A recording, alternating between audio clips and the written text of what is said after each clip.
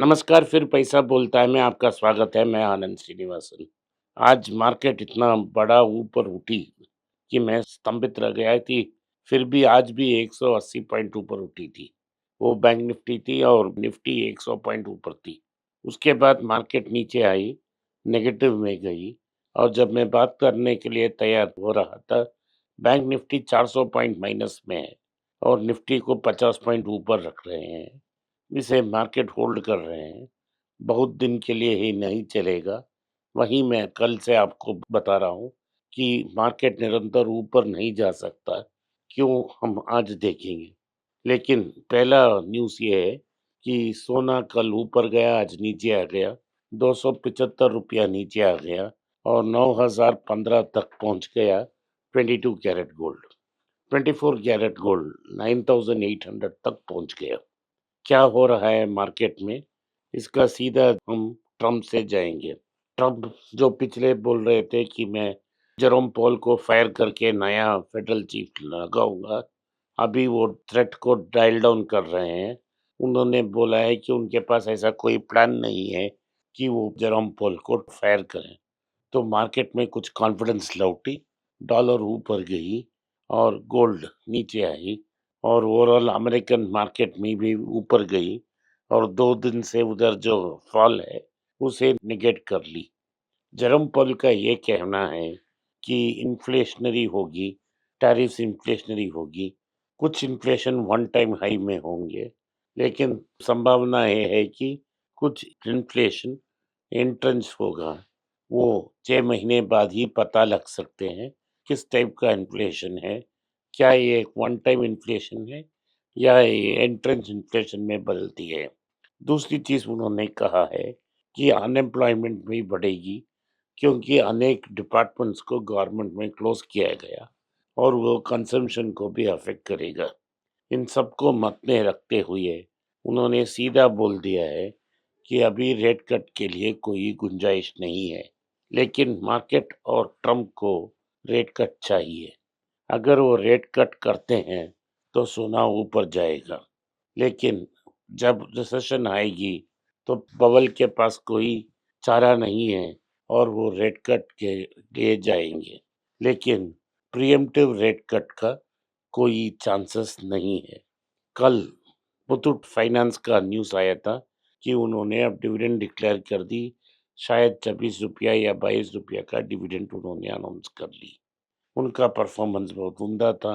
Gold का demand increase हो रहा है, इसका मतलब है कि गोल्ड की प्राइसेस ऊपर जा रही है, तो सेम गोल्ड के लिए और ज़्यादा लोन वो दे सकते हैं। इसीलिए मुथूट फाइनेंस और मनप्पुरम फाइनेंस बहुत अच्छे पोजीशन में है। एचसीएल का रिजल्ट आया था। एचसीएल ने अच्छा परफॉर्मेंस की। उन्होंने 8% अपने प्रॉफिट्स को बढ़ाई, लेकिन ये प्रॉफिट्स इंक्रीज सेल से नहीं आई, लेकिन कॉस्ट मैनेजमेंट से आ गई। कॉस्ट मैनेजमेंट ने उनको हेल्प की है, तो उनका नेट प्रॉफिट लगभग 6% ऊपर गई है। तो रेवेन्यू सिर्फ 1% ऊपर गई है, लेकिन प्रॉफिट 4%। इसका मतलब है कि जो मैन पावर कॉस्ट है उसको उन्होंने कंटेन की है। तो ओवरऑल आप देखें तो उन्होंने एक डिविडेंड अनाउंस की। आज फाइनल एक डिविडेंड अनाउंस की है, वो 18 रुपया है और उसे अप्रैल 20 जिनके पास शेयर होल्डर्स हैं रिकॉर्ड लिस्ट में, उनको मई 5 तक पेमेंट दिया जाएगा। ओवरऑल ये बेहतर पोजीशन है, लेकिन रेवेन्यू नहीं बढ़ रहा है, सिर्फ प्रॉफिट्स बढ़ रहा है। इसका मतलब वर्कफोर्स को कंट्रोल कर रहे हैं, लेकिन वो कुछ एक्स्ट्रा स्टाफ ऐड कर रहे हैं। टोटली उन्होंने 2065 स्टाफ को ऐड की। इसमें 1800 लोग नए लोग हैं और 13% उनकी कुल स्टाफ कंपनी को छोड़कर चले गए हैं। टीसीएस, इंफोसिस और 5 अदर आईटी स्टॉक्स को एफआईआईस बेच रहे हैं और ये मार्केट में शेयर प्राइस को नीचे आने आएगी। क्यों आनी बेच रहे हैं?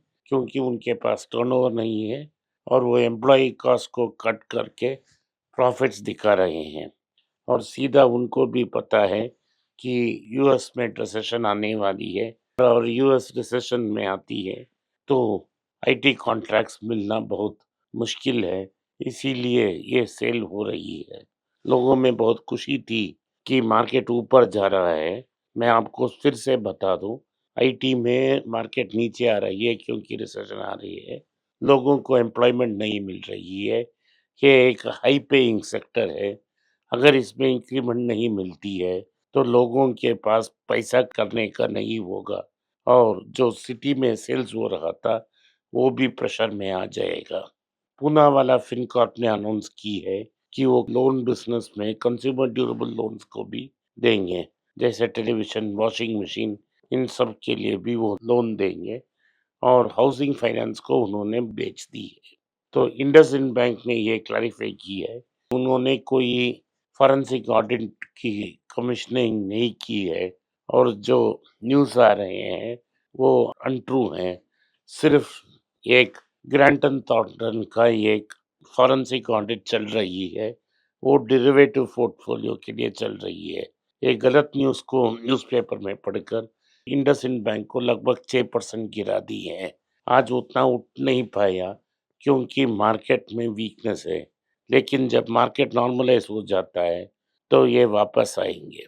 फ्लिपकार्ट ने ये कहा है कि वो 5,70,000 की एक आईपीओ लाएँगे, जहाँ एक्जिस्टिंग शेयरहोल्डर्स अगर चाहें तो बाहर जा सकते हैं। लेकिन ये डोमिसाइल स्टेटस जो सिंगापुर में था, उसे वापस भारत ला रहे हैं, ताकि भारत में ये आईपीओ हो जाए।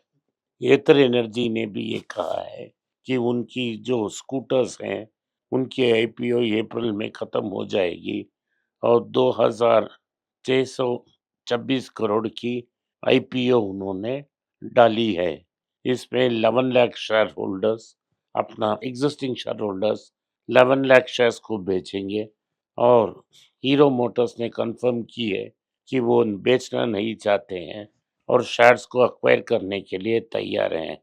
एथर के पास अच्छा प्रोडक्ट है, लेकिन मार्केटिंग टेक्नोलॉजी नहीं है और हीरो के पास डिस्ट्रीब्यूशन है, लेकिन टेक्नोलॉजी नहीं है।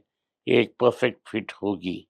नोवो नॉर्डिस्क ने अनाउंस किया है कि वो ह्यूमन मिक्स इंसुलिन को बनाना शुरू बंद कर देंगे और जो नोवो नॉर्डिस्क की पेन है, वो नहीं मिलेगी।